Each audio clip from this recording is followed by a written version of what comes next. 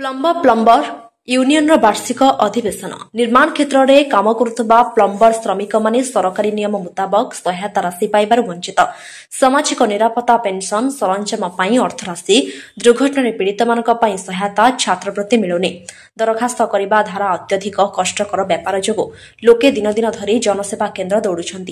मजूरी हराई शेष विफल ଏହା ବିରୋଧରେ ଶ୍ରମ ଅଫିସ ଘେରାଉ କରାଯିବା ଆଜି ନବକଳେବର ସ୍ଥିତ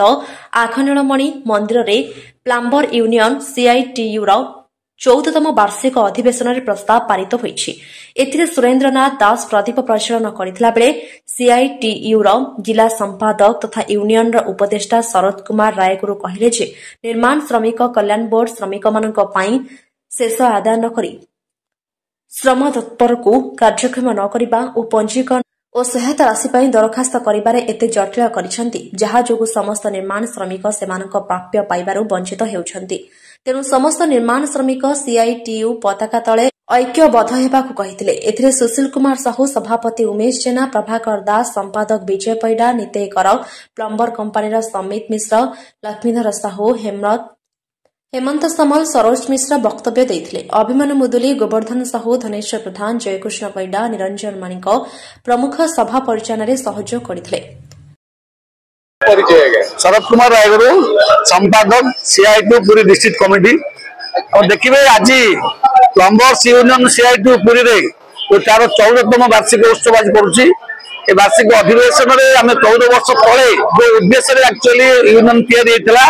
आज से उद्देश्य को सरकार जो मैंने आसुच्च विभिन्न समय निर्माण श्रमिक कल्याण बोर्ड ता सहित लेबर ऑफिस ये जो भाव में अनदेखा करमजीवी मनुष्य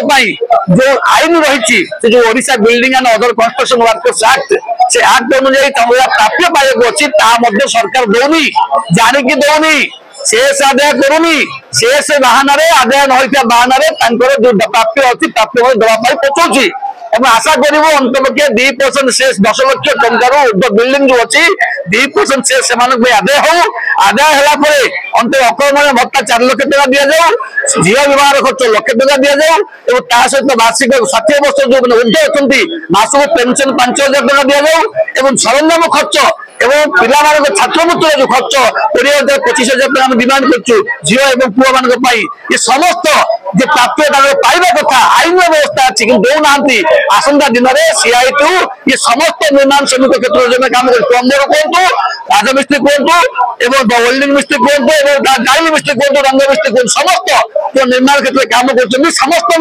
ये जो दाबी ये न्याज्य दाबी ये दाबी को पूरण करने आसंता दिन में दुर्बार आंदोलन हम समस्त एकाठी आंदोलन करूँ आशा करूँ सरकार ए दिगरे पदक्षेप नापी उपयुक्त पदक्षेप ने 2% शेष आदाय करके आईन जो व्यवस्था गुड़िक अच्छी देवे नचेत प्लम्बर्स यूनियन पुरी में तार नेतृत्व नहीं आसंता दिन में समस्त यूनियन मानक समस्त निर्माण श्रमिक मानक एकजुट कर आंदोलन अभिमुखी हम जदि हुए समस्त को एकाठी करके आंदोलन करा जाए निश्चित पूर्ण हम आज कही निर्माण क्षेत्र में काम कर समस्त निर्माण श्रमिक मैंने एकजुट होना आम आशा करूँ सीआईटी नेतृत्व में एकजुट करूँ एकजुट करके आसंता दिन में आंदोलन करूँ जब नजर हुए निश्चित भाव में लेबर ऑफिस घेराव हम जिलापाल ऑफिस घेराव हम न्याज्य प्राप्य घेराव हम असामाजिक कार्य नुह सामाजिक निरापत्ता जो घेराव हम और आशा करूँ सरकार दिगरे अंतपक्षे निर्माण श्रमिक मानक जो अनदेखा अनदेखा नक राज्य प्राप्य दवाई अंतपक्षे निर्माण श्रमिक कल्याण बोर्ड को निर्देश देवे।